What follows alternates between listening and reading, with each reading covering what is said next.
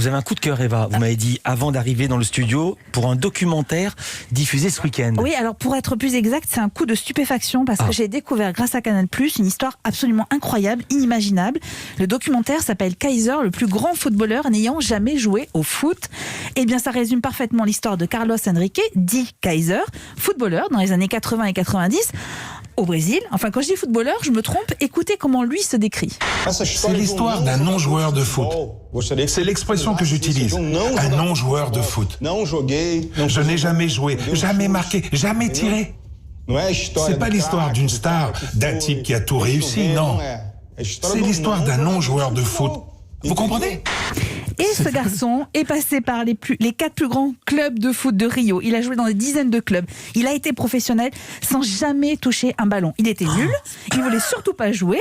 En revanche, il excellait dans l'art du mensonge, dans l'usurpation d'identité, en se faisant notamment passer pour Renato Gaucho, grand joueur de foot, avec qui d'ailleurs il est devenu ami.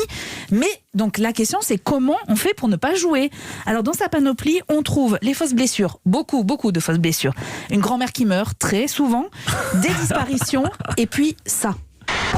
Je commence l'échauffement et les supporters se mettent à me traiter de tous les noms. Alors j'escalade le grillage.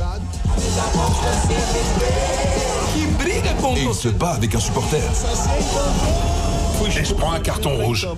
Carton rouge, exclusion, pas de match. Et voilà. Malin. Son plaisir, c'était d'évoluer dans ce milieu, de profiter de la célébrité, de draguer les filles, de sortir en boîte, de copiner avec les mafieux, mais sans faire de mal à quiconque, sans jamais voler. Résultat, et les témoignages en ce sens qui sont nombreux dans le documentaire, le prouvent, Kaiser était aimé. Les gens connaissaient ses mensonges, mais ils l'ont laissé vivre son rêve. La fin du documentaire est poignante parce qu'on découvre une autre facette de cet homme. Pour la petite histoire, il raconte souvent avoir joué au Gazélec d'Ajaccio. Alors, sauf si un auditeur a une preuve de son passage en Corse, il semblerait qu'il n'ait jamais mis un pied sur l'île de Beauté. Mais il raconte ça en détail. Vraiment. C'est à voir sur Canal+, dimanche à 21h, c'est du bonheur. Et puis je vous quitte en musique. Mezzo diffuse ce soir à minuit. Brad Meldo joue les Beatles. Concert enregistré en septembre dernier. Un peu de culture dans un monde de fous.